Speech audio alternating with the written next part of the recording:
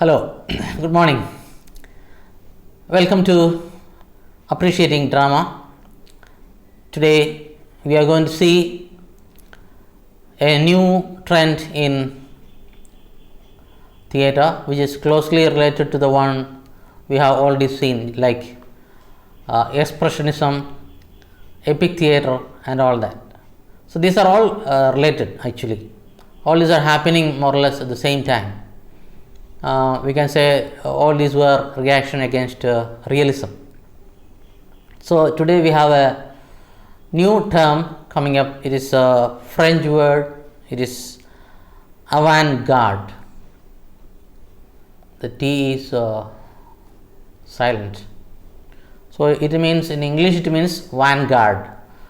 Vanguard means actually a group of people leading the way. Especially in new developments or ideas.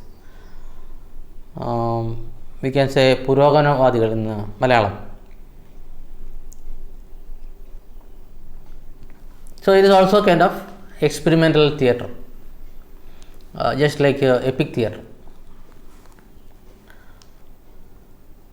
Let's see more about avant-garde.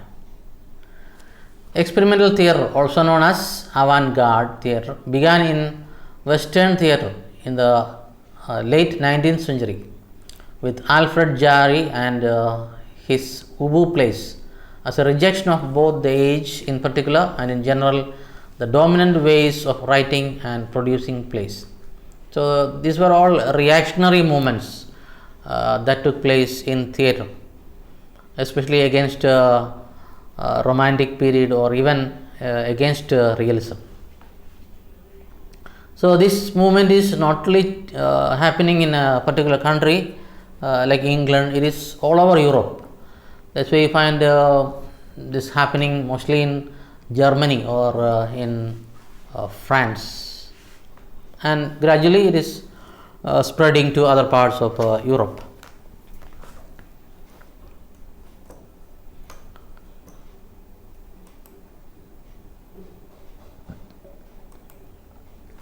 Like other forms of the avant-garde, it was created as a response to a perceived general cultural crisis.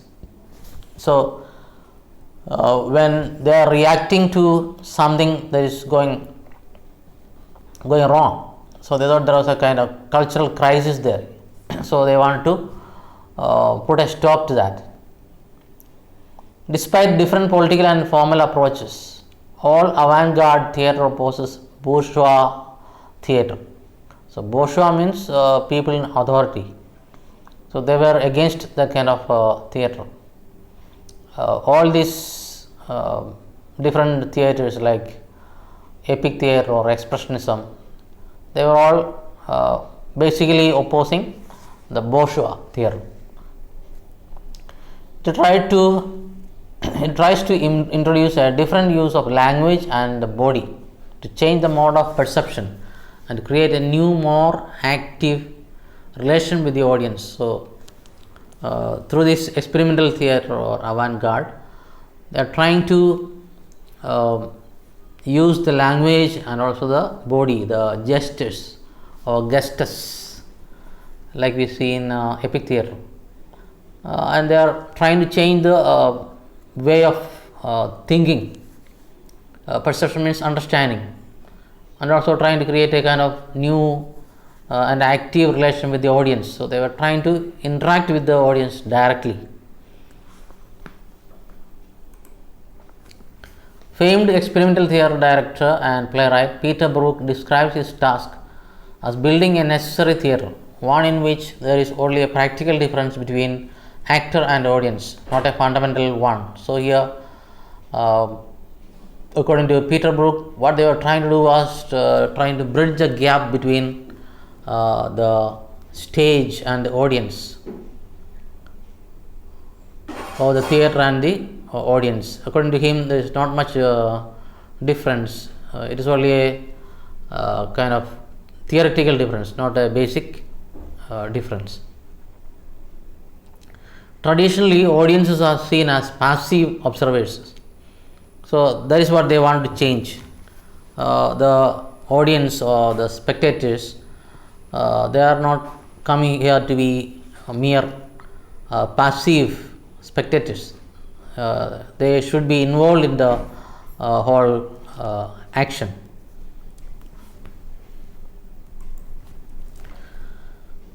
Many practitioners of experimental theatre have wanted to challenge this.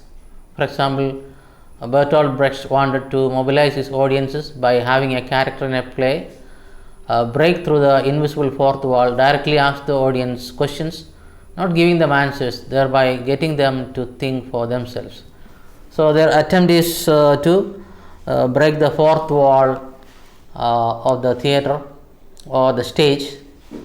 That means there should not be any block or hindrance between the characters and the audience. They could easily convey the message, or they could easily transact or interact with the audience. That is the aim of breaking the fourth wall.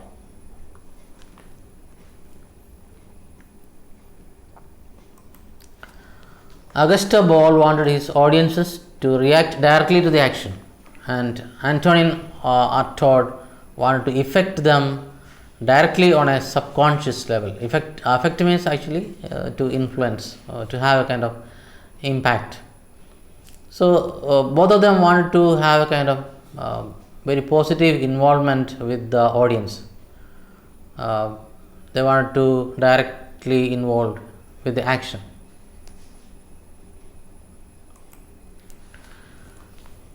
Now, Peter Brook has identified a triangle of relationships. That means three ways of relationship within a performance. That is, the performer's internal relationships, that is among the actors, then the performer's relationships to each other on stage, and also their relationship with the audience. So you have got three dimensions of relationship. One is the internal relationships of the performers, then the external relationship, that is between the actors, and also between the actors and the audience. The British experimental theatre group Welfare State International has spoken of a ceremonial circle during performance, the cast providing one half, the audience providing another, and the energy in the middle. So the experimental theatre group Welfare State International, they were talking about a ceremonial circle during the performance, where the circle is made complete by the audience. So one half of the circle is the actors or the cast, and the other half is the audience. So there will be a kind of energy created in the center of the circle. Aside from ideological implications of the role of the audience, theatres and performances have addressed or involved the audience in a variety of ways. So not only just talking about theories, but they also try to practice this involvement of the audience in different ways. So the proscenium arch has been called into question, with performances venturing into non-theatrical spaces. So proscenium arch is actually the arch in front of the curtain. So they wanted to break that wall and then go or extend themselves into non-theatrical spaces, that is the space of the audience. So the performance will have to extend to the audience. That's the idea.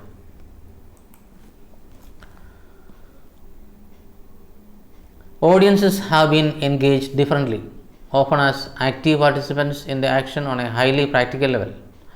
So there are many instances where the audience also is involved practically or actively in the play.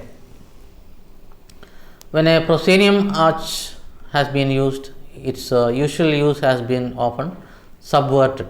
Subverted means actually kind of making it kind of useless.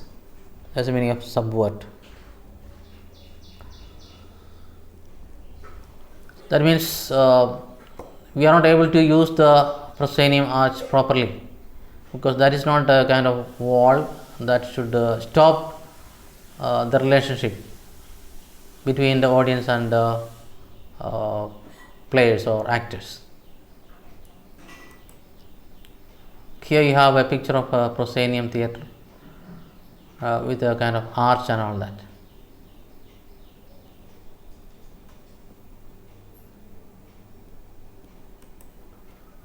This is a better picture of a theatre with a proscenium arch. So, according to experimental theatres, this arch becomes a kind of hindrance, the kind of block between the performers and the audience. So, they don't prefer to have this arch at all. Audience participation can range from asking for volunteers to go on stage to having actors scream in audience members' faces. So, all these are possible. Either the audience come to the stage, or the actors themselves go and interact with the audience, even shouting at the audience on their face. By using audience participation, the performer invites the audience to feel a certain way, and by doing so, they may change their attitudes, values, and beliefs in regard to the performer's topic. So, depending on the subject, this interaction with the audience, they feel that it can have a kind of change of mind by directly confronting the audience, especially when they are dealing with some issues. So, that can definitely change the attitude and outlook of the audience. That is what they hope to do. For example, in a performance on bullying, the character may approach an audience member, size them up, and challenge them to a fight on the spot. So, this is one example.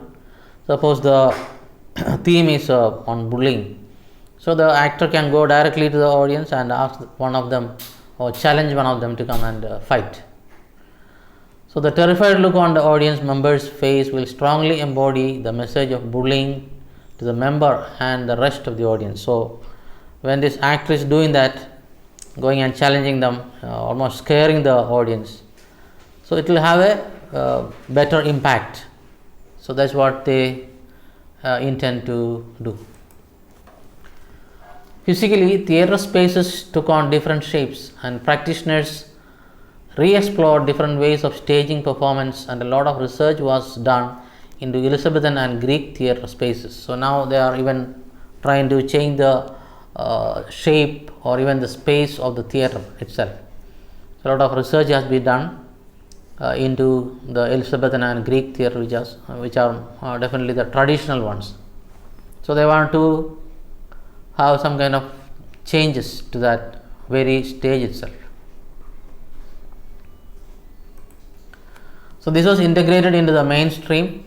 The National Theatre in London, for example, has a highly flexible, somewhat Elizabethan traverse space. Here, traverse space means actually the space for traveling or moving, just like you find on the ramp for fashion show and all that. You have ramp. So, when the models are walking across, you can see them. So, this could be kind of extension of the stage coming on to the audience, or coming to the middle of the audience, or it could be where the audience can be seated on both sides, facing each other, that kind of seating arrangement. Then we have got a proscenium space with the arch. So, the names of the theatre, the Dorfman, Littleton, and also the Olivia, which has got amphitheatre space. Amphitheatre, of course, it is a Greek amphitheatre, just like open air theatre. And the directors and architects consciously wanted to break away from the primacy of the proscenium arch. So, they want to do something different, have a kind of experimental theatre space. Social context. The increase of the production of experimental theatres during the 1950s through the 1960s has prompted some to cite the connection between theatre groups and the socio-political context in which they operated. So here you find that many playwrights like Brecht try to use this play as a medium for social change, or to propagate their ideas, what you call socialist ideas.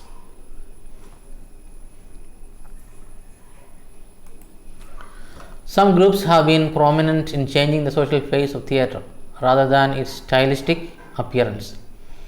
So some groups are not just merely interested in changing the face of the theatre, but they want to change the social face of the theatre. That means they want to have some social theme, social message to pass to the audience.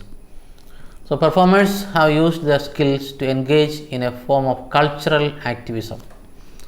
So that's a term to be defined. What is cultural activism?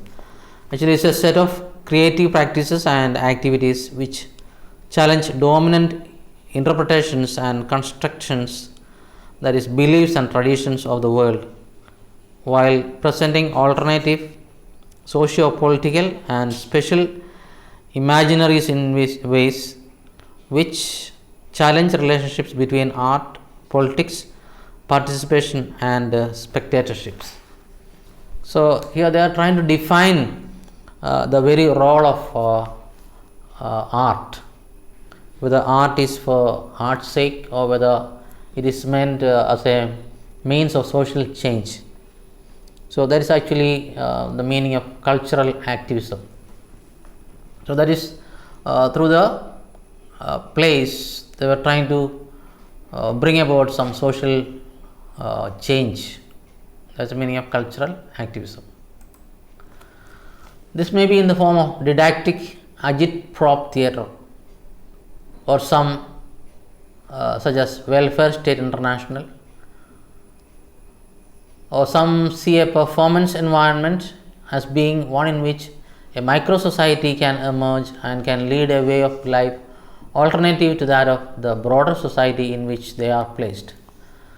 So here again, coming to the very purpose of this theatre, some say it is meant for giving message, or it has a kind of instructional purpose, teaching the society, giving them some instructions. That's when you are didactic, teaching and learning. Now what is agit-prop theatre? So actually this there are two words, a compound word. Agit stands for agitation and prop standing for propaganda. So it is a kind of reaction, highly politicized theatre. So they are trying to bring about political or social change here. That's the meaning of agit-prop theatre. So here they are trying to create a micro society which can show the way to the rest of the society. That means they want to create an ideal society where they are practicing their philosophy or ideals. So when you have a kind of group like that which is leading the rest, so that's the meaning of micro society, which can influence the rest of the society. So they are kind of giving a kind of example of social change.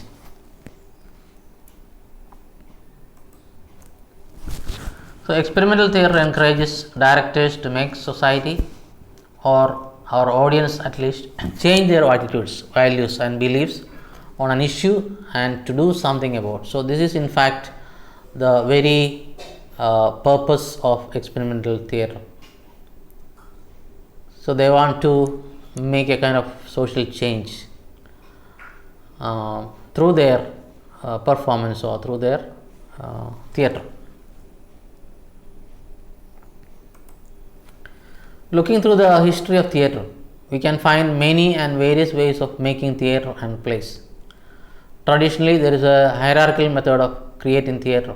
A writer writes a script, a director interprets it for the stage, and performers perform. So, this is the traditional way of making a play or theatre. We have a writer or script writer, we have a director for the stage, and also performers.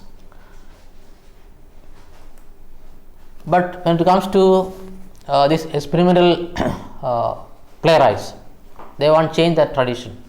So the practitioners started changing this and started seeing the performers as creative artists and giving them more interpretative and creative freedom. So in the traditional theatre, the actors themselves or the characters have no role. They only do what the director or what the script tells them to do. But here you find the actors are given more freedom. They are supposed to be creative. They can have their own ideas and their own views, and on the stage they can show that.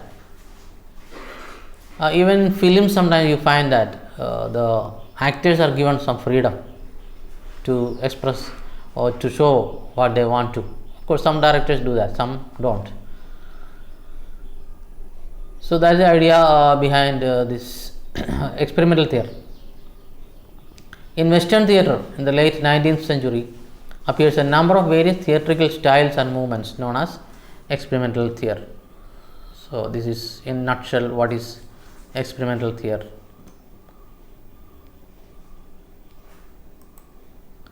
The experimental is a term that changed over time as the mainstream theatre and the world has adopted many forms that were considered as radical.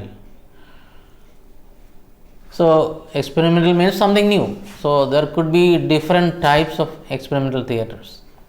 That means whenever a new form of theatre is coming up, you can call it as experimental, or we can call it avant-garde. That's why even expressionism or even epic theatre, they are all actually experimental forms of theatre. So it will go on changing.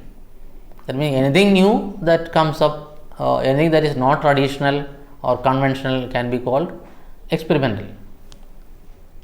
So it is used interchangeably with the term avant-garde theatre. So both experimental and avant-garde are more or less same. Only the word is different. Like other forms of the avant-garde, it was created as a response to a perceived general cultural crisis that we have already seen. So it's a kind of reaction against a kind of cultural crisis that is happening in the society. Besides different political and formal approaches, all avant-garde theatre opposes bourgeois theatre. I think we have seen that. They have been coined for the sake of critical convenience. Critics are confronted by theatre which is not a real play, not based in text. They see it as foreign to tradition, that it must be defined as experiment. So whenever the critics see something new, they would term it as experiment, because they are not real. Because when you see an actor performing on his own, not under the control of the director, or he is not performing based on the text, it is out of text. So definitely they will call it as a experiment.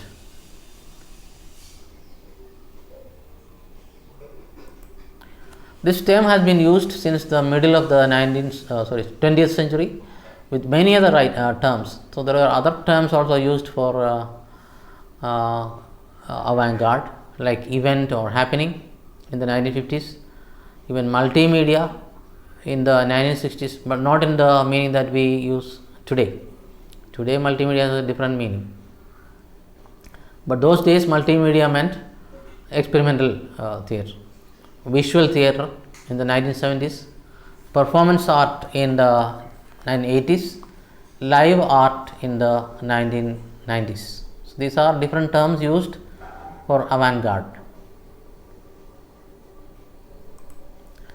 Experimental theatre is practiced, and today in 21st century there are many artists all over the world that are looking for new forms and methods of expression true to the experimental theatre, and they show their plays, artworks and performances in many international festivals, and some of them we can see in the next slide.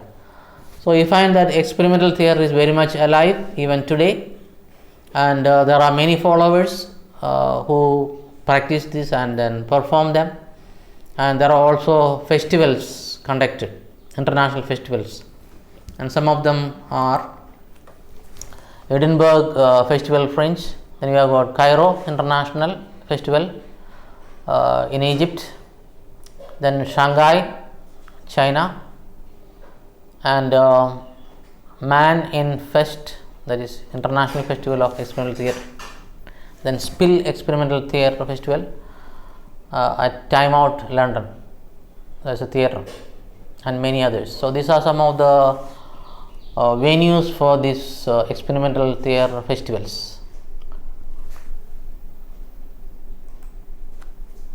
We are going to see some of the plays, avant-garde plays, like Thornton Wilder's The Long Christmas Dinner, 1931, Jean Tardieu, Underground Lovers, 1934, Jean Borsat, No Exit, 1944, Samuel Beckett, Waiting for Godot, again a very famous play. Then we have Arthur Adamov, Ping Pong, 1955, Ezio Derico, The Anthill and Time of the Locust, 1954, Jean Genet, The Balcony, 1955, Max Frisch, The Firebugs, 1953. These are some of the experimental plays. Now we can have a look at some of the theatres. This is the National Theatre London. Actually, it is a complex. There are many theatres there. Then we have got one in Paris. It looks so elegant. This is the same thing.